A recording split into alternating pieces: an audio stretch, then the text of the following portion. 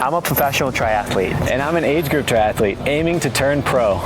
What would it take to bridge the gap? Let's find out. We'll dive into all the data, training, stats, and performance. Chaz is aiming to get his pro card this year, so we're going to be collecting data, comparing our swim, bike, and run metrics, and see what the numbers really say. So stick around to the end, And we'll see what separates us in training to find out how Chaz can turn pro.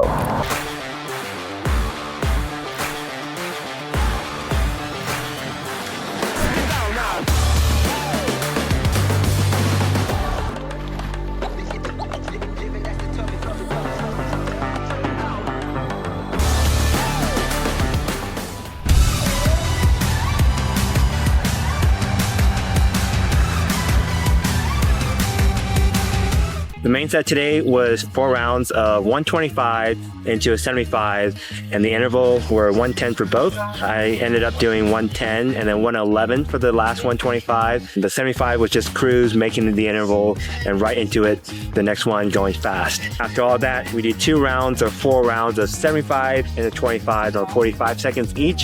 I was holding 42 seconds for the fast 75. And let's go see what Chaz got for his times.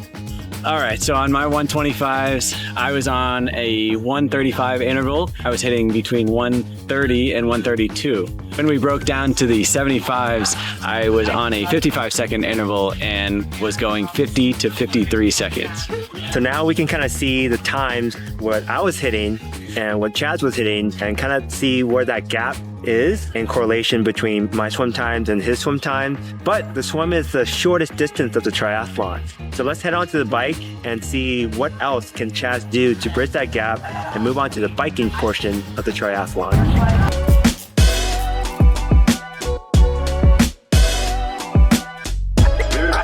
All right, Chaz, for the bike, what is your FTP? I have no idea what my FTP is. If I had to guess, I'd say around 250. If I told you to ride 2 hours all out, would you know how to pace that effort? I would say probably not. I would probably go out too hard and blow up. So I'd have an idea if I was going too hard just by feel. Definitely not enough metrics to have a good formula for success on that. Do you know any Zwift workouts you've done, power numbers you've hit? Yeah, so unfortunately, as I'm new to Zwift, I haven't been able to get my power numbers correct yet. Any workouts that I've tried either been way too hard or way too easy because I'm manually manipulating the FTP. With all this being said, it sounds like I need to do an FTP test. For my bike workouts and racing, I know exactly what I have to do to pace myself if I were asked to go an all-out 30 minutes, 1 hour, 2 hour, 4 hour race. I have done tons of indoor stationary bike workouts where I'm in the gray zone, blue, green, yellow, and even red. So I have lots of experience of knowing how much I can push in terms of power on the bike, what my heart rate is at, and what my effort level is at as well. I also have a power pedal, so whenever I go outside, I'm able to replicate some workouts out there as well. So compared to Chaz, I have a lot of knowledge of my effort level to push on the bike, and this is definitely something he has to work on and more intentional, focused bike workouts in the future.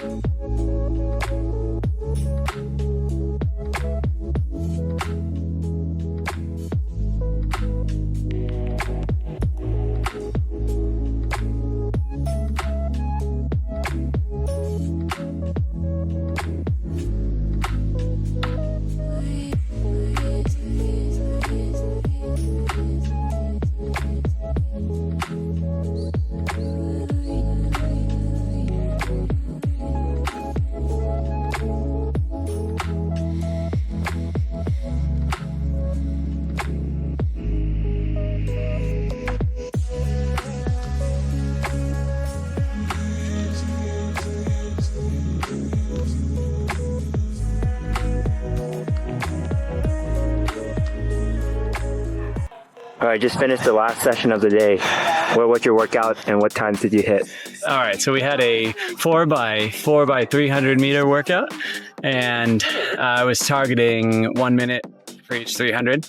I ended up hitting about 58 every single time, a couple 57s, a couple 59s. For the most part, tried to trend downwards, negative splitting the whole thing, and I ended up with the 55. Okay, Simon, how was your workout?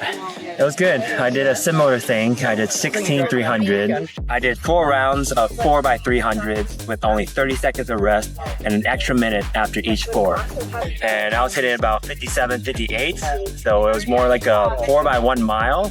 I didn't want a lot of rest, but I did take an extra minute after each 4. So I came in like each mile about just under 6 minutes, and just wanted to build more time, like running longer in the threshold without too much break. And so those were kind of my times. I did not get down to 55. I got down to like 56 in one of them, but I just kept it steady, consistent throughout all 16 of them. So now we have a better idea of how I train and how Chaz train.